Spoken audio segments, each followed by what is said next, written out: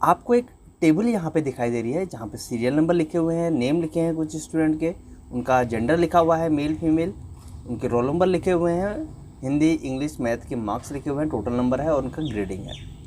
तो यहाँ पे हम देखिए किस तरीके से इन फंक्शन का यूज करते हैं। तो सबसे पहले मैं आपको काउंट फंक्शन बताता हूँ। काउंट फंक्शन क्या करता है?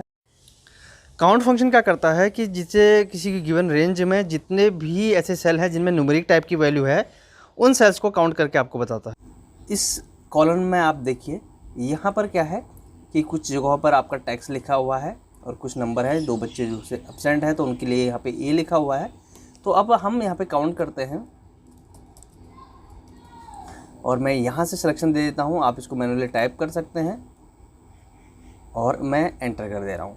तो आप देखिए यहाँ पर जबकि टोटल 7 रो हैं, 7 सेल्स को मैंने सिलेक्शन यहाँ पे लिया था, तो इनमें जो है नंबर केवल 4 सेल्स में यहाँ पर अवेलेबल है। तो यहाँ पर इसने 4 हमें रिजल्ट दिया। इसी का सिलेक्शन हम केवल एक कॉलम के लिए नहीं करते हैं, मल्टीपल में भी हम सिलेक्शन कर लेते हैं। तो देखिए मैं यहाँ से इसका सिलेक्शन कर देता हूँ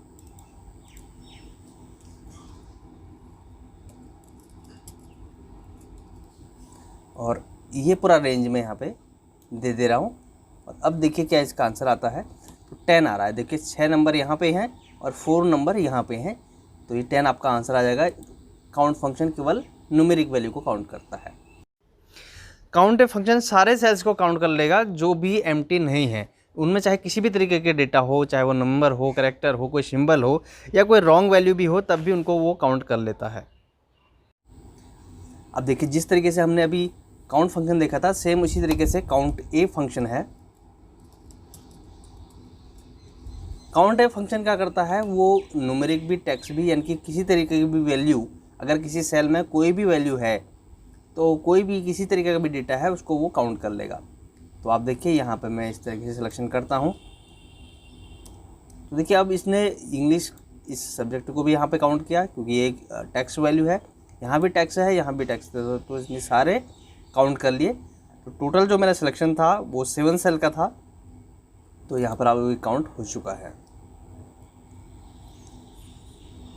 अब देखिए यहीं पे देखिए इसी सेल में अगर मैं इनको डिलीट यहाँ पे कर देता हूँ तो ये क्या हमें रिजल्ट देता है। अब हम यहाँ पे काउंट ए फंक्शन अगर लगाते हैं तो यहाँ पर 5 आ रहा है, तो क्योंकि ये केवल उन सेल का डेटा, उन सेल्स को काउंट करेगा जिसमें कि कोई ना कोई डेटा है, कोई ना कोई वैल्यू है। Count blank function just opposite है काउंट ए फंक्शन का। ये सारे उन सेलों को काउंट करेगा जो ब्लैंक हैं, जो एम्प्टी हैं। अब देखिए यहाँ इसी, अगर मुझे इन रेंज में, मैं एक रेंज वहाँ पर दे देता हूँ, गिवन रेंज में मुझे काउंट करने कितने सेल ऐसे हैं जो ब्लैंक हैं। इधर भी मैं एक सेल को किसी को ब्लैंक कर देता हूँ। तो देखिए इक्वल टू काउंट ब्लैंक, आपको नीचे सिंटैक्स भी दिखाई दे रहा है काउंट ब्लैंक, और हम विद इन ब्रैकेट रेंज दे देते हैं।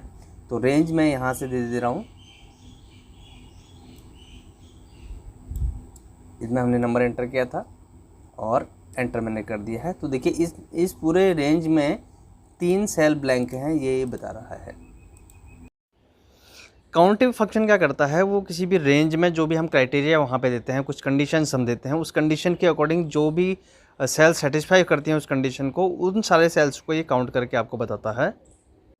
जैसे आप देखिए इक्वल टू मैं यहाँ पे लिखता हूँ काउंटिव, और यहाँ पर हम देखिए सबसे पहले रेंज देते हैं। ये हमारी रेंज है, हम ये देते हैं रेंज। तो इसमें हम क्या काउंट करना चाहते हैं कि टोटल जो स्टूडेंट हैं उसमें कितने मेल स्टूडेंट हैं। तो मैं यहाँ मेल स्टूडेंट के लिए मैं मैनुअली टाइप भी कर सकता हूँ डबल कोटेशन के साथ, क्योंकि m जो है एक कैरेक्टर टाइप की वैल्यू है, तो मैंने डबल कोटेशन में यहाँ पर m लिख दिया है। तो मैं ये कहना चाह रहा हूँ कि C2 से लेके C7 तक, यानी कि इस रेंज में कितने m टाइप की वैल्यू है, कि हमें पता चल जाएगा कि कितने स्टूडेंट जो है मेल स्टूडेंट यहाँ पे हैं। एंटर मैं यहाँ पे कर रहा हूँ, तो ये देखिए हमें 5 आंसर यहाँ पे मिल चुका है कि इस रेंज में 5 स्टूडेंट हैं। काउंट इफ़ फंक्शन जो है वो काउंट इफ़ की तरह है, आप काउंट इफ़ की जगह भी इसको यूज कर सकते हो।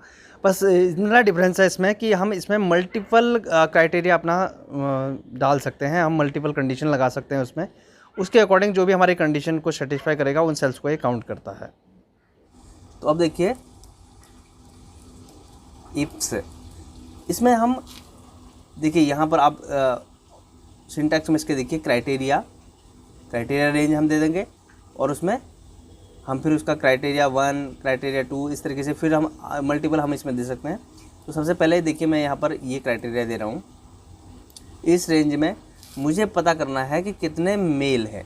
तो अभी आपने देखा था मैंने विदिन डबल कोटेशन के साथ में m लिखा हुआ था, और मैं चाहूँ तो क्योंकि यहाँ पर मुझे इन सब में सिमिलर वैल्यू है m टाइप की, मुझे m टाइप का वैल्यू चाहिए तो मैं क्लिक भी कर सकता हूँ किसी एक सेल को जिसमें कि m लिखा हुआ है।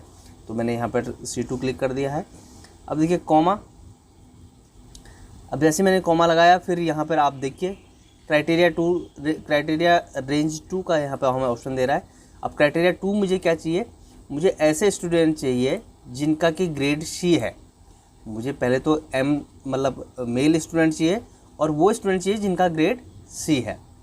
तो मैंने यहाँ पे कॉमा किया और मैं यहाँ पे डबल कोटेशन के अंदर लिख देता हूँ C, ब्रैकेट कर देता हूँ क्लोज। तो अब देखिए यहाँ पर मैं C2 लिखा है, C2 मैंने सीधे क्लिक किया है। यहाँ पर भी मैं सीधे क्लिक कर सकता था I2 को C वैल्यू के लिए, और हम इस तरीके से टाइप भी कर सकते हैं। तो हमें ये क्या रिटर्न करेगा, हमें क्या चाहिए था, मेल स्टूडेंट की नेम चाहिए थे जिनकी कि ग्रेड C आई है। ऐसे स्टूडेंट जिनका ग्रेड C है वो मुझे मेल स्टूडेंट चाहिए था। तो यहाँ पर देखिए एंटर मैं कर देता हूँ, 2 आंसर हमारे पास आया है। देखिए यहाँ पर 3 ग्रेड हैं जो C है, उसमें से एक फीमेल है, यानी कि मेल स्टूडेंट केवल 2 ही है। एक ये है जिसका कि C ग्रेड है और एक ये स्टूडेंट है जिसका C ग्रेड है। तो हमें यहाँ पर 2 आंसर मिल चुके हैं। तो यहाँ पर हमने क्या किया, अभी 2 ही क्राइटेरिया लगाए हैं, आप मल्टीपल क्राइटेरिया यहाँ पे लगा सकते हैं। आई होप कि आपको ये कॉन्सेप्ट समझ में आ चुका होगा। अगर आपने अभी तक चैनल को सब्सक्राइब नहीं किया है तो चैनल को सब्सक्राइब कर लीजिए, वीडियो को लाइक ज़रूर कर दीजिए। धन्यवाद।